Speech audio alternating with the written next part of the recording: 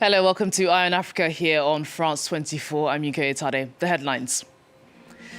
US President Donald Trump hosts West African leaders at the White House. Officials from Liberia, Senegal, Gabon, Mauritania and Guinea-Bissau meeting with Trump to discuss key areas of cooperation, including economic development.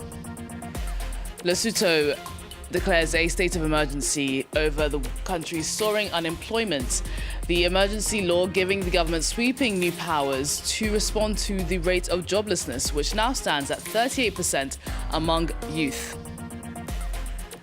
And Egypt's deepening economic crisis makes marriage a luxury some simply can't afford. We'll be taking a closer look at the numbers, with over half of 30s in the country still single.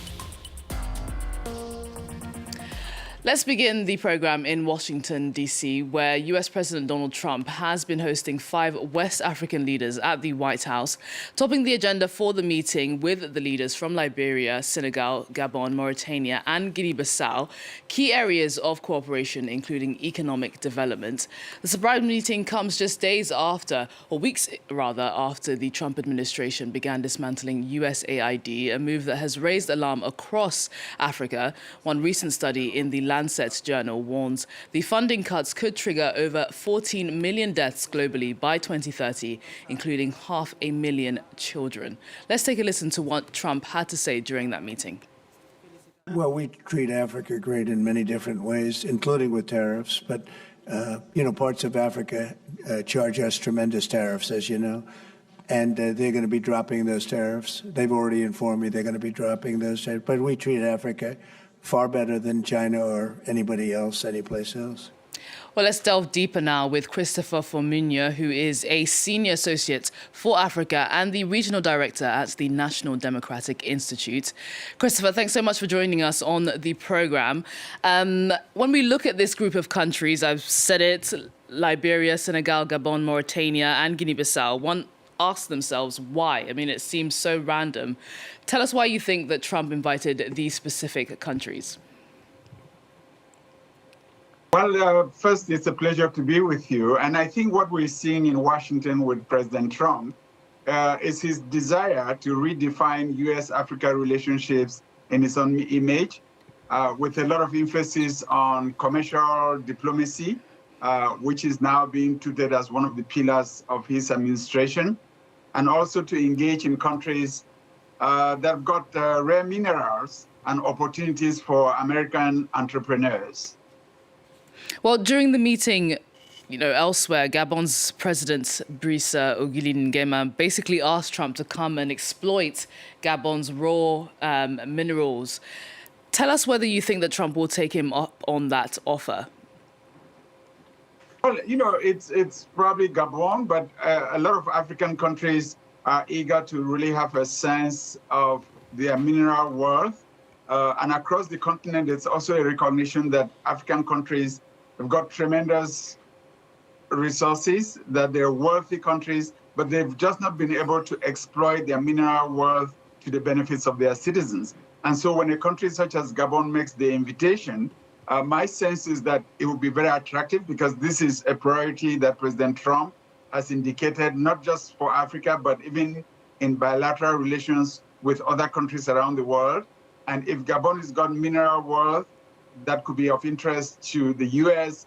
administration is going to be in a good position to provide the kind of guarantees and the kind of nudge that the American private sector would be interested in, that can then get that private sector to invest in those countries. And Gabon, being close to the Democratic Republic of Congo, could make a good case for new or renewed American interest in that part of the continent.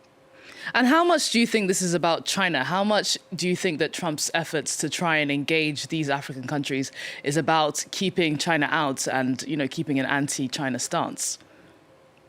Well, I wouldn't be surprised, because we also are aware of the fact that China has been making a lot of inroads on the African continent, that China has been engaged, has invested a lot in infrastructural development, including in access to ports and port facilities.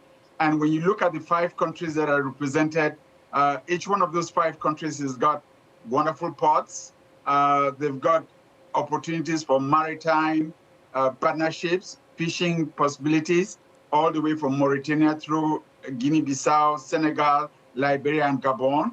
And I wouldn't be surprised if that's also one of the motivating factors in this mini summit being hosted by President Trump and the 5 African presidents.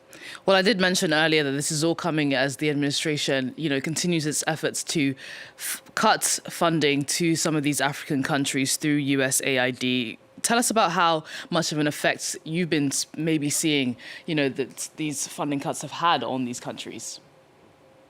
Oh, there's no doubt in my mind or in anyone's mind that the funding cuts with regards to USAID have had a very negative impact across the board in a number of sectors in which USAID was involved.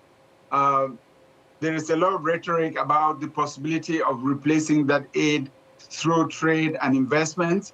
It may take some time before we see the concrete impact of this new direction.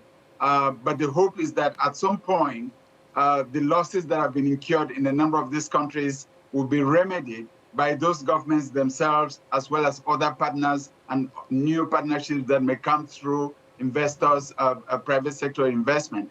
But hopefully, as these countries rebuild and reorganize themselves to re-engage, as they too begin to prioritize the commercialization of their mineral wealth, hopefully they will be able to gain the resources or garner the resources that would allow them to be more responsive to the needs and expectations of their own citizens. Christopher, great to talk to you. Thank you so much for joining us on Eye on Africa today. Next, we're heading to Lesotho, where authorities have declared a state of disaster over the country's soaring unemployment, now at 38% among youth. It's been worsened by US tariffs hitting the country's vital textile industry. The emergency law gives the government sweeping new powers to respond, but human rights groups are raising red flags, calling the legal basis for the law unclear. Well, Tom Canetti has more now from Cape Town. No other country in the world has been harder hit by Trump's tariffs than Lesotho. They were originally set for 50% before a current pause, and those tariffs have led the acting Prime Minister to declare a 2-year state of disaster in the country over unemployment, which was already high. Lesotho's economy is largely dependent on textile exports, mainly destined for the US, and on top of these tariffs, Lesotho was benefiting from a free trade deal with the US, AGOA, which is also set to expire in September. There has been some criticism already in Lesotho of the government's move, which gives it extra powers. Advocacy group Advocates for the Supremacy of the Constitution says that it's constitutionally precarious as it employs the 1997 Disasters Management Act, which was typically reserved for responses to natural disasters.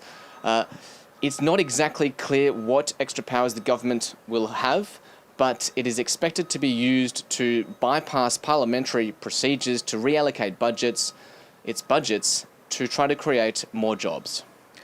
To Liberia now, where President Joseph Boakai has offered a state apology Saturday over the brutal violence and lingering trauma left by the country's 2 civil wars. At an official ceremony, he acknowledged the country's inability to protect its citizens, declaring, "We are sorry, the state could have done more." Well, the ceremony was part of an ongoing national reconciliation drive launched by the president since his election last year, a step towards healing a nation still wrestling with its past. Nora Bashtika has more. It was an unprecedented move for a Liberian head of state. During a national reconciliation ceremony, President Joseph Boakai pledged to make July 5th an official day of remembrance and apologized to the population for the government's involvement in the civil war. There is hardly a Liberian family that has not been touched by the pain, the violence, and the injustice that have haunted our nation. On this historic occasion, I offer formal apology on behalf of the state. The apology marked the latest step in an ongoing reconciliation drive launched by the Liberian head of state. Days earlier, Boakai attended memorial services for former Presidents Samuel Doe and William Tolbert, both executed during the war. There too, he urged Liberians to draw strength and unity from their collective trauma and to make sure history wouldn't repeat itself, in a speech that resonated with families of victims. Definitely doesn't fix it, but I do think and agree that the president is trying to reconcile. It's all about reconciliation, something that I agree with, because yes, we can forgive, but we can never ever forget. Liberia's back-to-back civil wars, which devastated the country between 1989 and 2003, claimed 250,000 lives and resulted in widespread atrocities, including the use of thousands of child soldiers. Last year, Boakai signed an executive order to establish a special war crimes tribunal, but the country has yet to try anyone for crimes committed during that period. Next, in Egypt, over 13.5 million men and women over 30 are single. That's more than half the age group. Behind the numbers is a deepening economic crisis. Since March 2022, the Egyptian pound has lost 70% of its value against the euro, while the public sector minimum wage hovers around just 100 euros a month. For many, marriage has become a luxury they simply can't afford, as Mathilde Delvin tells us. In Cairo, this young couple is celebrating their union in full tradition. A camera crew, a sparkling wedding dress, and a reception with 200 guests. In Egypt, marriage customs remain a key social ritual. Marriage is very important. It protects people from wrongdoing, like adultery. As soon as a man turns 20 or 21, he should get married. But you need a lot of money. It's expensive. Beyond the festivities, the groom is expected to buy an apartment, gold jewelry, and pay a dowry. The bride's family provides home appliances, kitchenware, and linens. The total cost, thousands of euros, an amount increasingly out of reach, even for Egypt's middle class. Since March 2022, Egypt's economy has been in free fall. The pound has lost 70% of its value, and prices for basic goods have more than tripled. In this village south of Cairo, Yunus has been engaged for 3 years, but he still can't afford to get married. He needs to save around 4,000 euros to offer 50 grams of gold to his fiancée, but as a baker, he only earns around 80 euros a month. Getting married today is more expensive than before. Gold used to be cheap. Now people take on debt. Marriage has become a burden for young people. May God help us. In his village, this sheikh is trying to change the mindset, encouraging families to ease the financial pressure around marriage.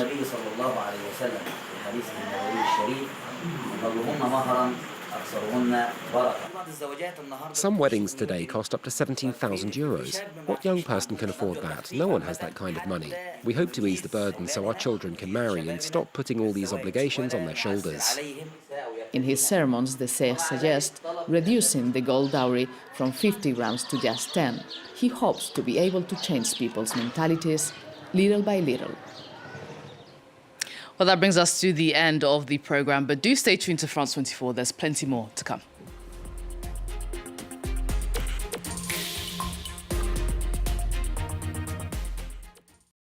Thanks very much for staying with us. Time now for Eye on Africa with me, Georgia Calvin-Smith.